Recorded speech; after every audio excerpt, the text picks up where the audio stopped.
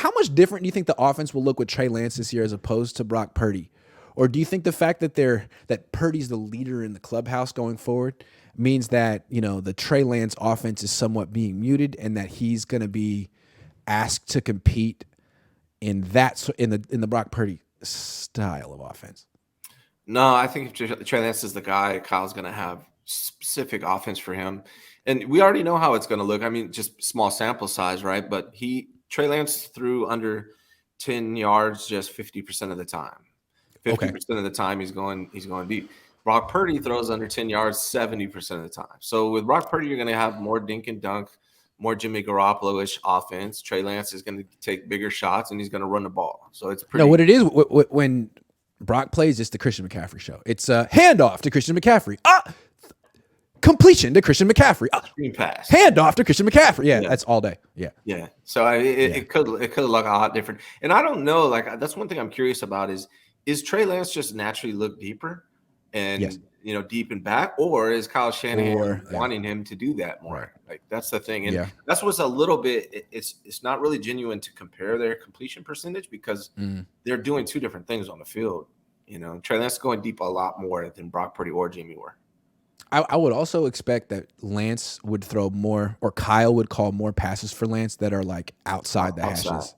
Yeah. Outside. Because if you have a quarterback who you feel is erratic, who, will be money 9 times out of 10, but when he does miss, sometimes he misses by a lot, like the Randy Johnson effect, if you remember what I'm talking about. Yeah. Then you might be a little hesitant to call those passes over the middle because if he misses high, it's pick. If this is low, it's pick. So if you call those throws that go to the sideline, man, if he has an erratic throw on that one, he just hits a hot dog vendor. He just hits a cheerleader. I mean, which is we got to check on them. They're people too, right. But it's not a turnover. And I think you saw that with Lance. You call a lot of deep crossing routes. You call a lot of fade routes, and that's sort of what Philly does with Hurts too. You don't see him throw over the middle that much. And he's going to take a couple shots every game as well, like deep. More than a couple. Yeah, 30 plus. Yes. Yeah. So it's a big difference, and that's honestly why I'm like, as a fan, I'm hopeful that it works out because that's the kind of offense I want to see. I want to be able to take shots 2 or 3 times a game and count on one of them being completed. Like, that's what I want to see as a fan that's been missing since Jeff Garcia. Yes.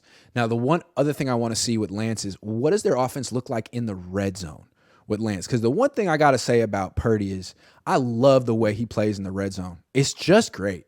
Now, I don't know if he can do it forever, but the way he sort of makes plays in there, you got to give him credit for a lot of those touchdown passes. Yeah. With Lance, I don't know if he plays that way, but there must be another way that they can, be effective, like using him as a runner there, closer to the goal line might be effective. Going 11 like that's what football they wanted to do, though, didn't it? Didn't it seem like when they were in the red zone, it was like run Lance. 2 years ago.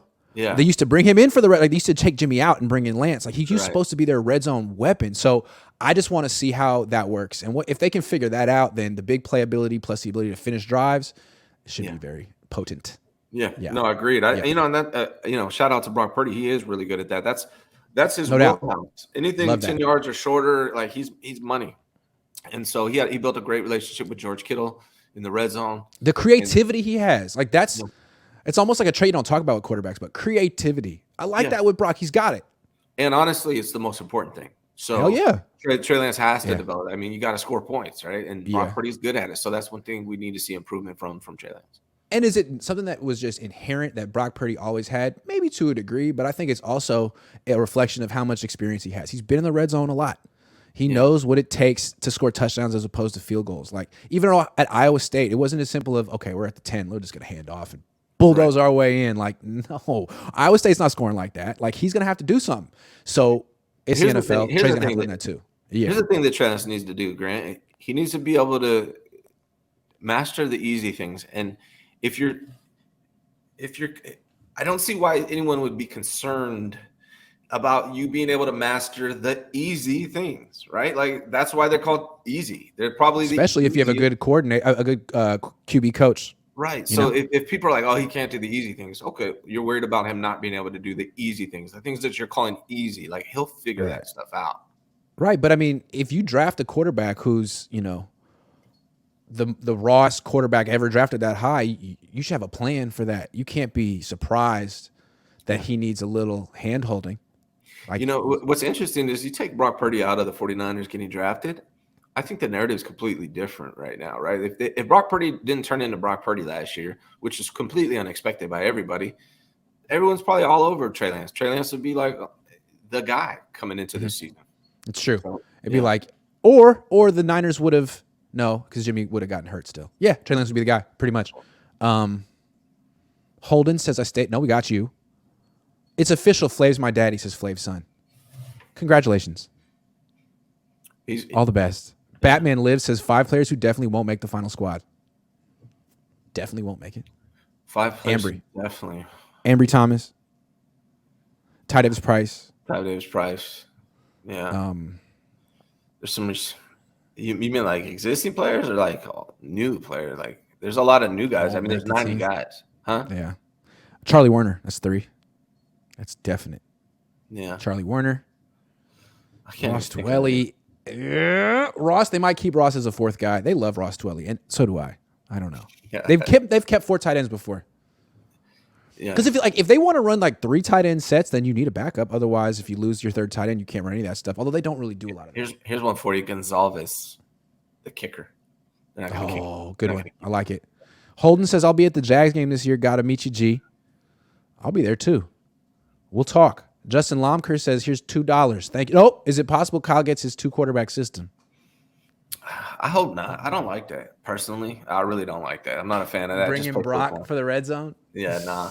I hope not. I mean, he tried it. It seemed like there was pushback when he tried it when Jimmy, Trey's first year, and it actually looked really good. But me personally, I'm just that you're basically saying one of these guys can't do what the other guy can do, and I don't just play. I wouldn't write it off. It seems like Kyle could do this. He doesn't like making big decisions at quarterback. Yeah. And this could be one of his ways to just kind of get out of making a decision. You know what? Yeah. We're going to play both of them. We're going to play Darnold too. Everyone gets to play on this team because I can't make a decision. Yeah. Corey Soto says, I think we'll see a hybrid to start. And if Lance sticks and BP is out indefinitely, they gradually fully integrate Lance-specific offense. I just don't think going heavy quarterback run early in the year helped anyone. And maybe you might want to look, if you're afraid of Trey Lance throwing the ball early in the year, then let him hand off. You don't need him to run. You have like 8 guys who are going to get more yards per carry than him on the team right now. If you bring in Brock Purdy to throw the ball, that you're saying Trey Lance can't throw the ball, so you're wasting your time. If you don't think you can throw the ball, get him out of there. Should Trey get a hair replacement? It looks great. Nah, man, a fade. Yeah, just get a fade. Just own it. Yeah. Things I don't like for athletes and famous artists, once they get famous, when they start getting hair transplants or orthodontia, nah, man, now you're not relatable. Now you just look like every other celebrity, man. You got to keep them crooked teeth, baby. You got to keep them snaggle teeth. Come on. Yeah. You got to keep them. One thing you can promise from me is that I will never get famous enough to fix my teeth. I will keep these snaggle teeth for life. Now, I do want to whiten them at some point because damn. But you can trust that I'm never going to do that. Yeah. I don't like the look. No. I don't know. You gotta. Who do you think you are? Should Trey get hair? No.